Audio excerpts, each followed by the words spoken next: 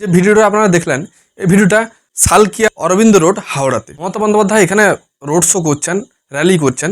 এই র্যালিতে এত পরিমাণ ভিড়, এত মানুষ, মমতা বন্দ্যোপাধ্যায় নিজেই পোস্ট করেননি, কারণ এত মানুষের ভিড় দেখে আরও যদি ভিড় চলে আসে, যদি কোনো সমস্যা হয়, সে কারণে নিজেই পোস্ট করেননি। তো সাধারণ মানুষ সে ভিডিওটা করে পোস্ট করেছে। শর্মিষ্ঠা বলে একজন এই ফেসবুকে পোস্ট করেছে, উনি লিখেছেন দিদি আমাদের ফ্ল্যাটের নিচে। উনি নিচে নামেননি, উপর থেকে, মানে নিচে নামেননি এই কারণে যে উপর থেকে তো ভালো দেখা যাচ্ছে, নিচে নেমে কি হবে, দিদির এত ভিড়, গেলে সমস্যা হবে, দেখতে পাবো না ভালো করে। তো উপর থেকে ভিডিওটা করে পোস্ট করেছে। বলতে বলতে ইলেকশন চলেই এসেছেন, প্রথম দফা, দ্বিতীয় দফা কয়েকদিন বাকি, কিন্তু গ্রাউন্ড রিয়েলিটি কি এই অবস্থা? মানে আমি তো অ্যাকচুয়ালি দেখে অবাক। মানে ওই একটা কথা আছে না, বেরিয়েছে নতুন, মমতা বন্দ্যোপাধ্যায় যেরকম শুভনন্দন এরকম ধরনের অনেক শব্দ বের করেছেন, যেরকম একটা নতুন কথা বেরিয়েছে, আই এম তো অবাক। সেই আই এম তো অবাক হয়ে গেছি। সত্যি কি গ্রাউন্ড রিয়েলিটি এমন? সেই গ্রাউন্ড রিয়েলিটি কি ঠিক? আর এই যে পোলগুলো রিপোর্ট দিচ্ছে, সেই পোলগুলোর রিপোর্টে কি আছে? এবং বাংলাদেশ আর ভারতের যে আমাদের যে বর্ডার, ওয়েস্ট বেঙ্গলের মধ্যে যে বর্ডারটা আছে, তার মধ্যে পুরোটা তো কাঁটাতার নেই, কিন্তু যে কাঁটাতারটা নেই যে জায়গা, সেই জায়গা নিয়ে কি সমস্যা হচ্ছে, আরও ইডির যে রেট চলছে সেটা নিয়ে কি কি হচ্ছে, সবটা আপনাদের বলবো। সব খবরে যাওয়ার আগে নমস্কার, আমি চন্দন, আমার এই ছোট্ট ইউটিউব চ্যানেল দৃষ্টিপাতে আপনাদের স্বাগত জানাই। আমি আপনাদের রিপোর্ট বলবো ফলদি সাট্টা বাজার, একটা সাট্টা বাজার যেখানে টাকা লাগানো হয়, যে পার্টি জিতবে বা যে হারবে, এই সবগুলোতে টাকা লাগানো হয়। এটা পুরো ফেমাস একটা সাট্টা বাজার, ফলদি সাট্টা বাজার নামে একটা বাজার। তো যেটা রাজস্থানে তার অবস্থিত হলেও এটা পুরো দেশে প্রচুর ফেমাস। এবং এরা যে রিপোর্ট দেয় সেটা 100% সঠিক না হলেও কমসে কম প্রায় কাছাকাছি চলে আসে রিপোর্টের সঠিকতা।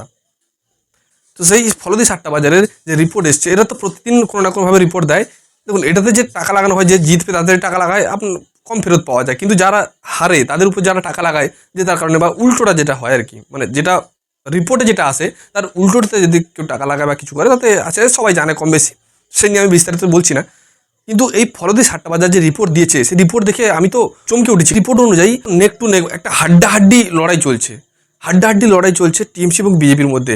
এই ফলদি সাট্টা বাজার, এই সাট্টা বাজার প্রিডিক্ট করে, যে প্রিডিকশান করে, এই প্রিডিকশান 2021 সালে যে করেছিল, দেখুন এটা তো 100% ম্যাচ হয় না, কিন্তু মোটামুটি একটা কাছাকাছি চলে আসে, কাছাকাছি ম্যাচ করে যায়। 2021 সালে যে প্রিডিক্ট করেছিল এই ফলদি সাট্টা বাজার, বিজেপিকে দিয়েছিল 90 থেকে 120টা এবং টিএমসিকে দিয়েছিল 160 থেকে 190। এবার যে ইলেকশনে এই ফলদি সাট্টা বাজার যে প্রিডিক্ট করেছে, দেখুন এখনও ইলেকশন প্রায় প্রথম দফা বলতে বলতে চলে এলো, দ্বিতীয় দফা বাকি।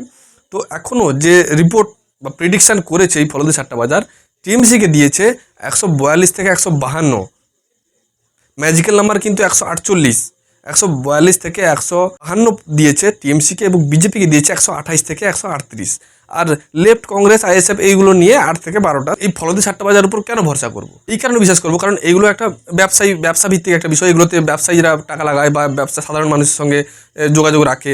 তো এরা সেই সাধারণ মানুষ, সেই ব্যবসাদার, সেই যারা র্যান্ডম মানুষ, তাদের সঙ্গে কন্ট্যাক্ট করে তাদের ভাবনা চিন্তা কী, তারা কী চাইছে বা কী বলতে চাইছে, কীরকম কী ব্যাপার, এইসব কিছু থেকে এরা প্রিডিক্ট করে। তো সেই কারণে এটা ভরসা করা যায়, পুরোপুরি না হলেও কিছুটা ভরসা করা যায়। দেখুন, এবার ইলেকশনে অনেকগুলো পয়েন্ট নিয়ে, অনেকগুলো মুদ্রা নিয়ে ইলেকশন হচ্ছে। তার মধ্যে কে কত ভোট পাচ্ছে, কে কী উন্নয়ন করেছে, এগুলো তো আছেই, কিন্তু তার সঙ্গে সঙ্গে যে কে কত কালোবাজারি করেছে, মানে এই যে ইডি রেড চলছে, এইগুলো, এই তো অনেক ঘটনা হচ্ছে, আপনারা সবাই জানেন, একের পর এক ইডি রেড হচ্ছে, এখানে ওখানে কন্টিনিউ ইডি রেড চলছে। সেটা কী কী হচ্ছে আমি আপনাদের আগে বলছি। তার আগে বলে নিই, আমাদের ভোটের আরও একটা বড় মুদ্রা হচ্ছে বর্ডার। 2217 কিলোমিটার বর্ডার শেয়ার করে বাংলাদেশের সঙ্গে। 2217 কিলোমিটার বর্ডারের মধ্যে 457 কিলোমিটার বর্ডার, না কোনো বেড়া আছে না কোনো কিছু। ওখানে জমি জঞ্জট আছে, স্টেট গভর্নমেন্টের কোনো সাপোর্ট নেই, যে কারণে ওই জায়গাগুলো ঝুঁকিপূর্ণ। আর সেই কারণে এই জায়গাগুলো থেকে হিউম্যান ট্রাফিকিং, নেশা দ্রব্য এবং অবৈধ অস্ত্র পাচার, বিভিন্ন রকম কালোবাজারি, সব রকম কিছু হয়ে থাকে। আর এদের এই সব কিছু করার পেছনে যে দুটো নাম উঠে আসে, বা আরও অন্যান্য অনেক নাম উঠে আসে, তাদের মধ্যে দুটো অন্যতম তেহরিক উল মুজাহিদ্দিন এবং জৈশ-ই মোহাম্মদ। রাজ্য সরকারের সাপোর্ট না থাকায় বর্ডার পার্শ্ববর্তী অঞ্চলগুলো দিনের পর দিন খতরনাক হয়ে উঠছে। আর এটাকে আটকানোর জন্য হোম মিনিস্ট্রি যথেষ্ট চেষ্টা করে আসছে। হোম মিনিস্ট্রি এইগুলোকে আটকানোর জন্য ইন্টিগ্রেটেড চেক পয়েন্ট, সুন্দরবনে বিএসএফের আরও এক্সট্রা কিছু চেক পয়েন্ট, এগুলো তৈরি করা থেকে নানা রকম পদক্ষেপ নিচ্ছে। কিন্তু বসিরহাট, নদিয়া, শিলিগুড়ি করিডোর অত্যন্ত ডেঞ্জারাস পজিশনে আছে। কোচবিহার, মালদা, মুর্শিদাবাদ, নদিয়া, উত্তর এবং দক্ষিণ 24 পরগনা, এদের পুরো ডেমোগ্রাফি চেঞ্জ হয়ে গেছে। 1951 সালে এই মুসলিমদের জনসংখ্যা ছিল 19.5%, কিন্তু এই 2026 সালে এসে দাঁড়িয়েছে 29.4%। এবার ভাবতে পারছেন 19.5% থেকে 29.4% ভয়ঙ্কর ইনক্রিজ হয়েছে, ভয়ঙ্কর বৃদ্ধি পেয়েছে। এইসব জায়গাগুলো থেকে অবৈধ অনুপ্রবেশকারীরা আসে। আমি আপনাদের বলি 99% অবৈধদের ধরা যায় না, কারণ তারা এইখানে তো ঢুকে আসার পর সাধারণ মানুষের ভিড়ে এমনভাবে মিশে যায়, এমনভাবে থাকতে শুরু করে যে তাদেরকে ধরা যায় না, ধরা সম্ভব হয়ে ওঠে না। কয়েক বছর আগে তৃণমূলের একজন নেত্রী বলেছিলেন, একদম পরিষ্কার জনসভায় বলেছিলেন যে অমুক জনের সঙ্গে দেখা করবে, সেখানে আধার কার্ড বানিয়ে দেবে, আইডেন্টি কার্ড বানিয়ে দেবে, এটা করে দেবে, ওটা করে দেবে, টাকা নিয়ে বানিয়ে দেওয়া, এইসব দেখেছেন তো। এরকম বহু মানুষ, আর এই যখন এসআইআর হচ্ছিল তখনও দেখেছেন আপনারা, বহু মানুষ চলে যাওয়ার সময় বলে যাচ্ছিল আমাকে টাকা নিয়ে আধার কার্ড বানিয়ে দিয়েছে, টাকা নিয়ে এটা করে দিচ্ছে, টাকা নিয়ে ওটা করে দিচ্ছে। কে করে দিচ্ছে? তৃণমূলের নেতারা, বড় বড় নেতাদের নাম সামনে আসছিল। বোঝা গেছে যে কত মানুষ অবৈধ ছিল এবং তাদেরকে কারা কিভাবে আধার কার্ড, আইডেন্টি কার্ড, পাসপোর্ট, এইটা ওটা সবকিছু বানিয়ে দিয়েছে। অবৈধ অনুপ্রবেশকারীদের ধরা সম্ভব হয়ে ওঠে না। ধরা পড়ে, যেটুকু ধরা পড়ে ওটা হচ্ছে 1% কি 2%। বাকিরা এই আমাদের সঙ্গে মিশে যায়, আমাদের সাধারণ মানুষের ভিড়ে। শুধু তাই নয়, এই অবৈধ অনুপ্রবেশকারীরা আমাদের এই রাজ্যে ঢুকে এখান থেকে আধার কার্ড, প্যান কার্ড, এটা ওটা বানিয়ে নিয়ে অন্যান্য রাজ্যে চলে যায়। সেখানে তো অন্যান্য রাজ্যে চলে গেলে তো ধরা সম্ভবই হয় না। তাও তো রিপোর্ট উঠে আসছে, যেই ভয়ঙ্কর তথ্য দিচ্ছে, জানলে আপনারা চমকে যাবেন। 2016 সালের আগে পর্যন্ত 11,000-এরও বেশি অনুপ্রবেশকারী ধরা পড়েছিল। গত 3 বছরে 2,688টি অনুপ্রবেশের ঘটনা ঘটেছে, তার মধ্যে 5,000-এরও বেশি অনুপ্রবেশকারীকে ডিপোর্ট করা হয়েছে। এই অনুপ্রবেশকারী দিনে দিনে এমনভাবে বাড়ছে, এদেরকে না আটকালে এরা আগামী দিনে আমাদের ন্যাশনাল সিকিউরিটি থ্রেট হয়ে উঠবে। শুধু তাই নয়, এরা ডেমোক্রেসি চেঞ্জ করে এখানে অবৈধ মাদক পাচার, অস্ত্র পাচার থেকে নানা রকম যে নাশকতা থেকে শুরু করে বিভিন্ন রকম ঘটনার যে কড়ি জোড়া, মানে একটা লিঙ্ক জুড়িয়ে দেওয়া, এই ওইদিকে একজন, এদিকে একজন, এর মাঝখানে লিঙ্কিংয়ের কাজ করছে এরা।